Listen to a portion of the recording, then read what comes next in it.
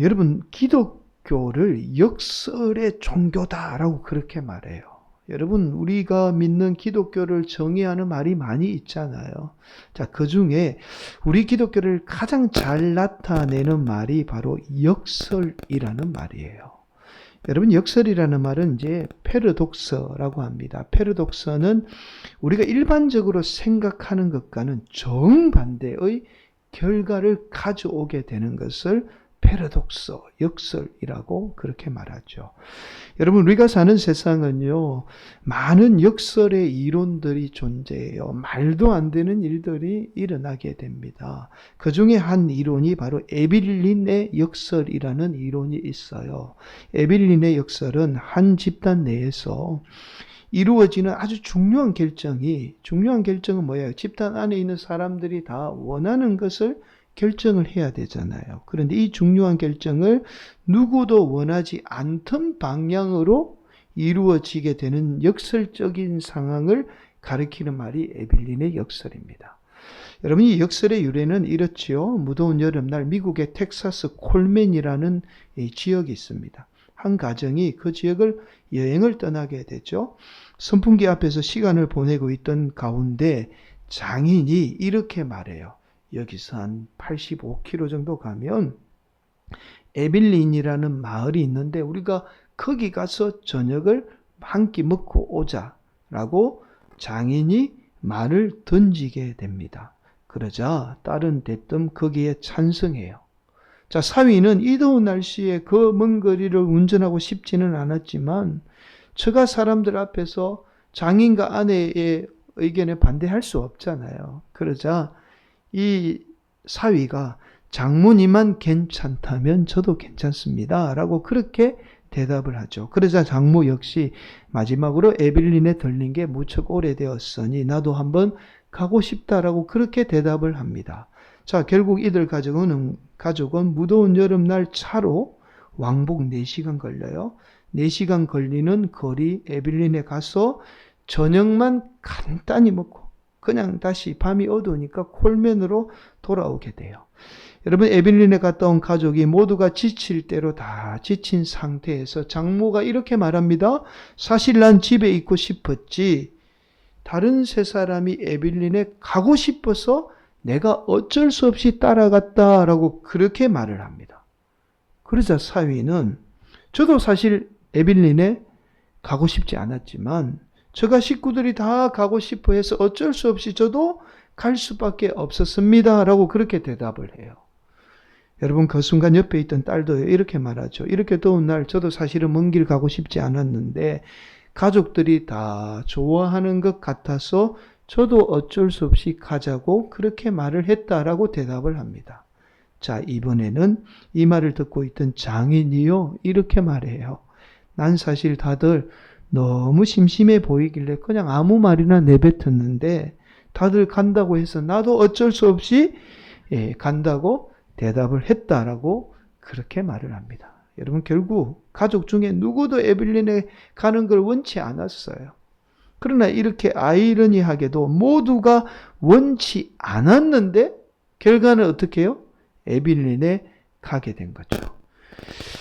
여러분, 가족 중에 그 누구도 원하지 않는 결정에 전원이 찬성하는, 전원이 가게 되는 말도 안 되는 역설적인 상황이 일어나게 된 겁니다. 여러분, 우리 주변에는 실제로 이런 말도 안 되는 역설적인 상황이 수없이 일어나요. 전혀 우리가 생각하지도 않는 일들이 일어나게 되죠. 여러분, 서두에서 이 에빌린의 역설에 대해서 말씀을 드리는 이유가 있어요. 여러분, 우리가 정말 하나님을 믿잖아요. 그러면 우리가 이 하나님의 믿음대로 우리가 살아야 되는데 너무나 쉽게 세상의 고정관념에 사로잡혀서 우리가 생각하고 판단하게 된다는 거예요. 여러분, 이것을 어려운 말로 이제 학정편향이라고 말을 합니다. 우리가 한번 좀 더 신앙적으로 생각해 보면 되는데 그렇게 생각하지 않고 너무나 쉽게 생각하고 판단해 버린다는 거예요. 여러분, 서두에서 말씀을 드렸듯이 기독교는 역설의 종교입니다. 우리가 알고 있는 생각이나 세상이 말하는 고정관념과는 전혀 다른 결과를 가져오게 되는 것이 바로 우리가 믿는 기독교예요. 우리의 생각대로 세상이 그 말하는 대로 되지 않는 게 기독교라는 거예요. 오늘도 우리 성도들의 삶에 이 역설의 역사가 임하기를 간절히 축복합니다. 세상의 기준으로 볼 때는 불가능해 보여도, 세상은 안 되라고 말해도 하나님의 역사로 말미암아 놀라운 일들을 이루어가는 그 역설의 역사들이 일어나는 복된 성도들이 되시기를 간절히 축복합니다. 여러분, 오늘 본문의 말씀은요, 예수님이 지난 시간에 대제사장에게 먼저 끌려갔다가 제대로 재판받지 못하고 어디로 끌려가죠? 산헤드린 공의회로 끌려가게 됩니다. 그렇게 산헤드린 공의회로 끌려간 예수님은 하나님의 아들이냐는 이 산헤드린 공의원들의 질문에 산헤드린 공의원들이 오히려 예수님을 하나님의 아들이라고 증거했다라고 그렇게 대답하죠. 자, 그러자 이 말을 들은 산헤드린 공의원들은요, 예수님을 죽이기로 판결합니다. 자, 그렇게 산헤드린 공의원들은 예수님을 죽이기 위해서 이번에는 어디로 보내느냐면 당시 로마의 총독이었던 빌라도에게 보내게 돼요. 여러분, 당시 죄인에 대해서 사형을 구형하기 위해서는 반드시 로마 제국의 허락이 필요합니다. 자, 그래서 산헤드린 공의원들은요, 예수님을 죽이기 위해서 당시 로마의 총독이었던 빌라도에게 예수님을 보내게 되었던 거예요. 산헤드린 공의원들은요, 빌라도 앞에서 예수님을 무리를 선동해서 예수님의 죄를 고발하게 됩니다. 그 내용이 우리가 지난 시간에 잠깐 살펴본 말씀이죠. 오늘 본문 2절 말씀이에요. 고발하여 이르되 우리가 이 사람을 보매 우리 백성을 미혹하고 가이사에게 세금 바치는 것을 금하며 자칭 왕 그리스도라 하더이다 하니, 여러분, 지난 시간에도 말씀드렸지만 산헤드린 공의원들은 말도 안 되는 누명을 씌워서 지금 예수님을 죽이고 있는 거예요. 그러자 빌라도가 예수님에게 이렇게 질문합니다. 그 말씀이 3절 말씀이에요. 빌라도가 예수께 물어 이르되 내가 유대인의 왕이냐? 대답하여 이르시되 내 말이 옳도다. 여러분, 빌라도가 예수님에게 정말 저 사람들의 말대로 네가 유대인의 왕이냐라고 그렇게 물어요. 그러자 예수님은 그 자리에서 아니다라고 그렇게 대답을 해야 되는데 그 자리에서 그렇다라고 대답을 합니다. 자, 여러분, 사실 예수님의 이 대답은요, 로마의 반역죄를 짓는 거예요. 로마에 지금 반역죄를 짓고 스스로 지금 유대인의 왕이라고 지금 대답하고 있는 거잖아요. 그런데 놀랍게도 이런 예수님에 대해서 빌라도는 어떻게 판결을 내리느냐 하면 죄가 없다라고 판결을 내리게 됩니다. 4절 말씀, 빌라도가 대제사장들과 무리에게 이르되 내가 보니 이 사람에게 죄가 없도다 하니. 여러분, 빌라도의 질문이에요. 예수님에게 유대인의 왕이냐고 묻자 예수님이 분명히 유대인의 왕이라고 대답합니다. 그렇다면 예수님은 지금 로마의 반란죄를 짓고 있는 거예요. 그런데도 빌라도는 예수님이 지금 죄가 없다라고 그렇게 선고하고 있어요. 여러분, 이것은 예수님이 죄가 없어서 죄가 없다라고 그렇게 말한 게 아닙니다. 로마 총독이었던 이 빌라도와 헤롯 왕과 겪었던 갈등 때문이에요. 여러분, 빌라도는요, 산헤드린 공의회가 헤롯 왕과 한패라는 사실을 알았던 거예요. 그렇게 예수님을 죽이려고 했던 사실을 알았던 거죠. 그래서 헤롯 왕과 원수지간이었던 이 빌라도는 예수님을 죽이는 일에 반대했던 거예요. 예수님의 죄가 없어서 무죄라고 한 게 아닙니다. 그냥 헤롯이 하는 것과 반대로 그냥 판결을, 헤롯이 너무 싫었으니까 헤롯이 그 판결했던 그 반대로 판결을 하게 되었던 거예요. 바로 헤롯 왕과의 갈등 때문에 헤롯 왕이 싫어서 예수님을 죽이는 일에 반대하게 되었던 거죠. 결국 빌라도는요, 예수님이 갈릴리 사람이라는 말을 듣고는 예수님을 다시 누구에게 보내느냐 하면 헤롯 왕께 보내게 됩니다. 하필 이때 헤롯 왕이 예루살렘에 와 있었던 거예요. 그래서 예수님을 헤롯 왕께 보내게 되죠. 오늘 본문 7절 말씀이에요. 헤롯의 가날에 속한 줄을 알고 헤롯에게 보내니 그때에 헤롯이 예루살렘에 있더라. 여러분, 헤롯이 예수님을 보자마자 너무 기뻐하게 됩니다. 왜냐하면 헤롯 왕은 예수님의 소문을 이미 듣고는요, 예수님을 통해서 뭔가 특별한 이적을 보기를 원했던 거예요. 여러분, 그래서 헤롯은 예수님을 보자마자 기뻐했던 겁니다. 오늘 8절 말씀은 이렇게 말씀하죠. 헤롯이 예수를 보고 매우 기뻐하니 이는 그의 소문을 들었으므로 보고자 한지 오래였고 또한 무엇이나 이적 행하심을 볼까 바랐던 영고로라.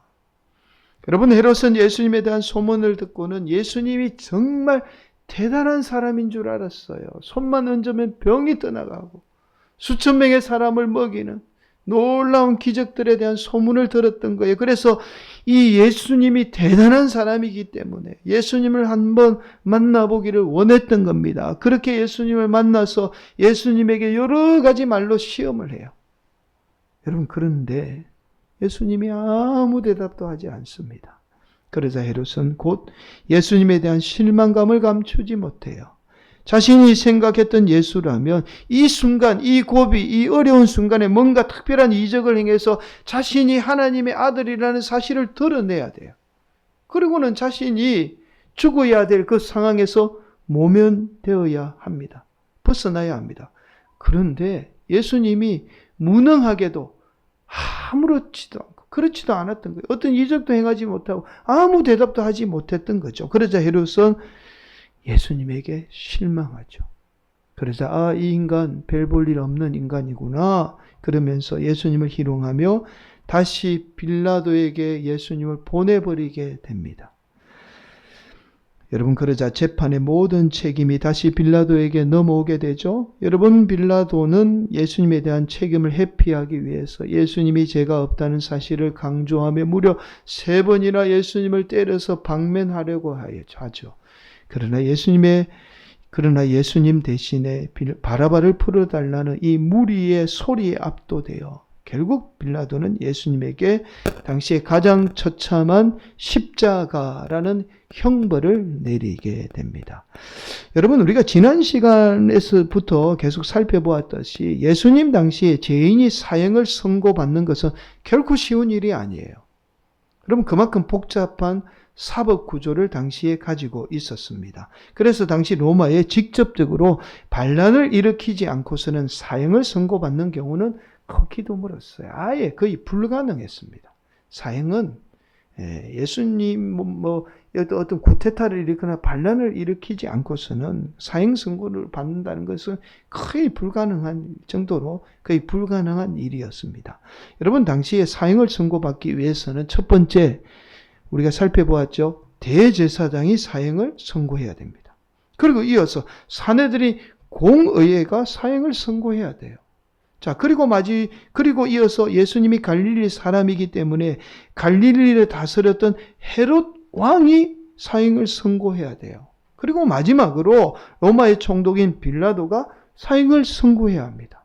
자, 이 4번에 걸친 재판에서 모두 사형을 선고해야만이 사형이 구형될 수 있어요. 한 사람이라도 반대하면 절대로 사형을 집행할 수 없습니다. 여러분, 더욱이 예수님이 사형을 선고받기가 불가능했던 것은 바로 당시 헤롯 왕과 빌라도의 관계입니다. 두 사람은 원수 같은 사이였어요. 그래서 이 원수 같은 두 사람이 똑같은 판결을 내리는 것은 거의 불가능했어요. 헤롯이 사형을 구형하면 빌라도는 이유 없이 반대합니다.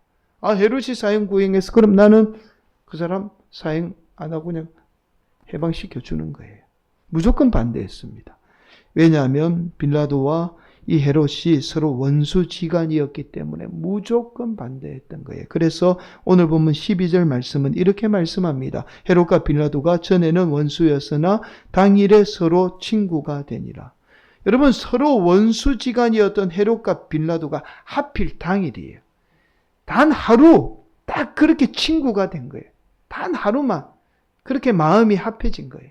그렇게 단 하루만 친구가 된 헤롯과 빌라도가 예수님을 십자가에 못 박은 겁니다. 그리고는 다시 원수지간으로 다시 돌아가게 된 거예요. 여러분, 당시 로마의 사법제도도 그렇게 허술하지 않았어요. 여러분, 오늘날 우리가 가지고 있는 이 법의 형태는 사실은 로마 시대의 법의 형태를 그대로 지금 가지고 왔어요. 여러분, 무려 2000년 전이지만 굉장히 로마가 발달한 것 중에 하나가 법입니다. 그래서 지금 오늘날 미국이나 우리 사회가 쓰는 법의 거진 비슷한 형태를 로마도 그대로 지금 법을 가지고 있었어요. 그만큼 발달한 법이 당시 로마의 법입니다. 그렇게 허술하게 사람을 마음대로 사형을 선고하지 않아요. 그래서 당시의 상황이라 법으로 볼 때 예수님이 십자가에 못 박혀 달려서 죽게 된다는 것은 거의 불가능했어요. 쉽지 않은 일이었습니다. 그런데 예수님이 지금 십자가에 달려서 죽게 된 거예요. 여러분 한번 대제사장이나 예수님을 죽이려고 했던 대제사장이나 사내들인 공의회의 입장에서 우리가 생각을 좀 해보면 지금 예수님이 십자가에 못 박혀 죽는 것은 거의 불가능이 가능케 된 거예요. 자, 도저히 죽일 수 없는 예수님을 죽이게 된 겁니다. 자, 그래서 오늘 본문은 이렇게 말씀하고 있어요. 23절 말씀 우리 함께 봉독합니다. 그들이 큰 소리로 재촉하여 십자가에 못 박기를 구하니 그들의 소리가 이긴지라. 여러분 대제사장이나 공의원들 그리고 무리의 소리가 예수님을 이겼다라고 그렇게 말씀해요. 누가 봐도 이들이 예수님을 이긴 거예요. 지금 상황이. 자, 여러분 그래서 아마도 이들이 할렐루야라고 그렇게 외쳤을 거예요. 할렐루야가 하나님을 찬양합니다라는 뜻이잖아요. 유대인들도 하나님을 믿었잖아요. 자신들의 지금 불가능한 문제가 가능케 된 거예요. 그래서 할렐루야 하나님 찬양합니다. 하나님 살아계십니다라고 그렇게 승리에 도취되었을 겁니다. 그렇잖아요. 지금 그들의 이 승리에 도취되어 그들에게 눈에 가시와 같은 존재가 지금 사라지게 된 겁니다. 여러분 지금 예수님이 이겨야 하잖아요. 그런데 예수님이 인간에게 진 거예요. 지금 이게 말이 안 되는 겁니다. 하나님의 아들이 인간에게 진 거예요. 여러분 더군다나 예수님의 제자들의 처지에서 보면 제자들은 2년 동안 3년 동안 목숨을 걸고 예수님을 정말 따랐잖아요. 그리고는 정말 예수님이 하나님의 아들이라는 사실을 철저하게 믿었어요. 그렇다면 제자들의 처지에서 볼 때는 당연히 하나님의 아들인 예수님이 이겨야 하잖아요.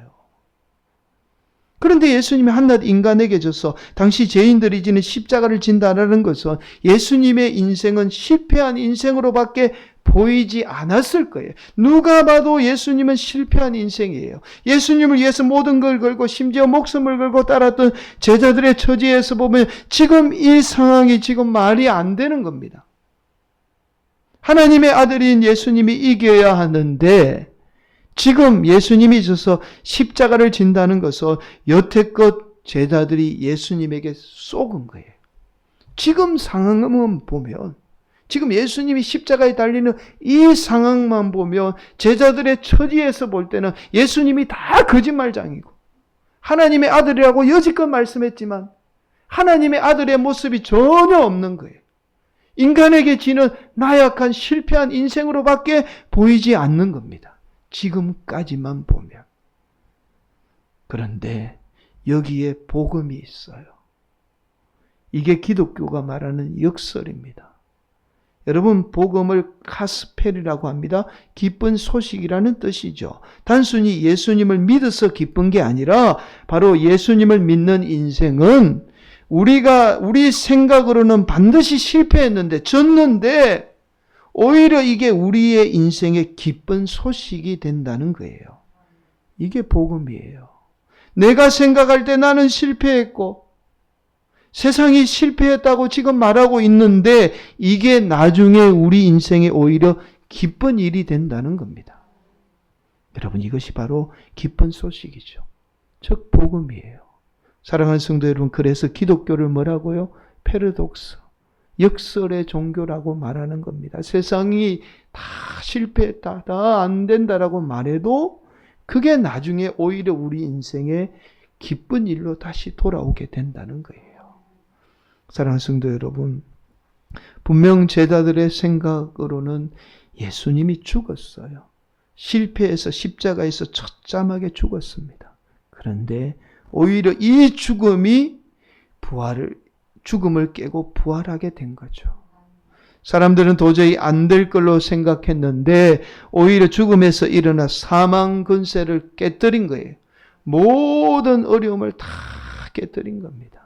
사랑하는 성도 여러분, 내 생각으로는 안 될 것 같고 내 생각으로는 완전히 실패한 것 같은데, 그래서 세상 사람들이 분명히 안 될 거야 라고 말하는데 역설적으로 되는 거예요. 분명 불가능해 보이는데 예수 믿는 성도는 되는 겁니다. 이것이 바로 기독교의 패러독스, 역설인 거예요. 사랑하는 성도 여러분, 오늘도 우리 성도들 가운데 이 역설의 역사는 반드시 임합니다. 우리가 하나님 믿으면 세상의 기준으로, 세상에 볼 때는 안 될 것 같지만 반드시 됩니다. 이것이 하나님을 믿는 성도들에게 일어나는 역설의 역사예요. 오늘도 이 역사가 우리 성도들 삶 가운데 임하기를 예수님의 이름으로 간절히 축복합니다.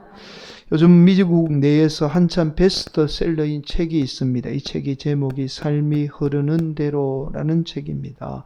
이 책의 저자는 22세의 젊은 나이에 호스피스 간호사 일을 시작한 여성이에요. 헤들리 블라호스라는 여성입니다. 여러분, 호스피스는 임종 직전에 사람을 돌보는 일을 말하죠.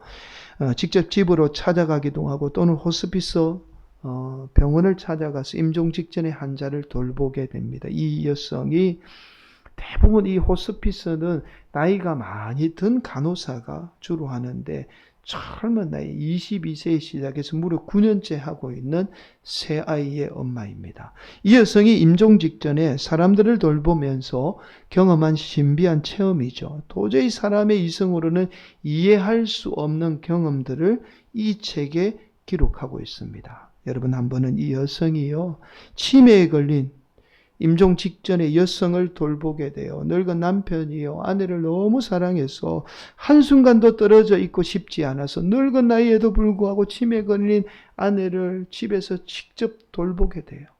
그러다가 늙은 남편이 치매에 걸린 아내가 도저히 감당이 안 되었던 거예요. 그래서 호스피스 간호사를 집으로 부르게 되었던 거죠.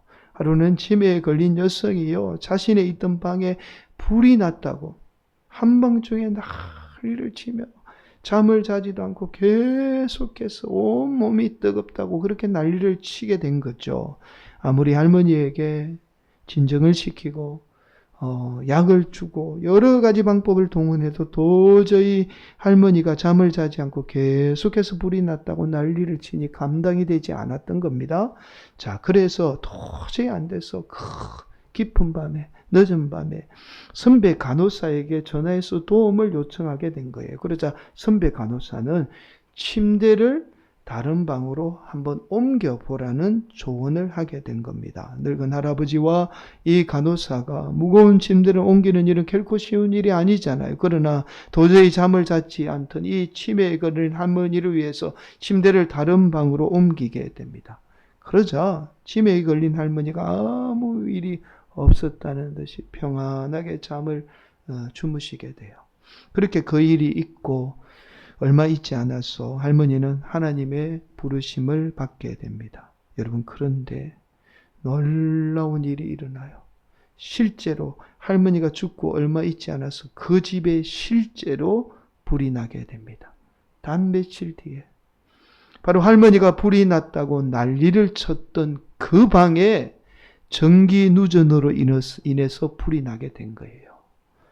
여러분, 그런데 놀랍게도 할머니가 죽을 때 옮긴 그 침대에 누워있던 할아버지는 할머니로 인해서 다른 방으로 침대를 옮긴 것 때문에 그 침대에 주무시다가 생명을 구하게 됩니다.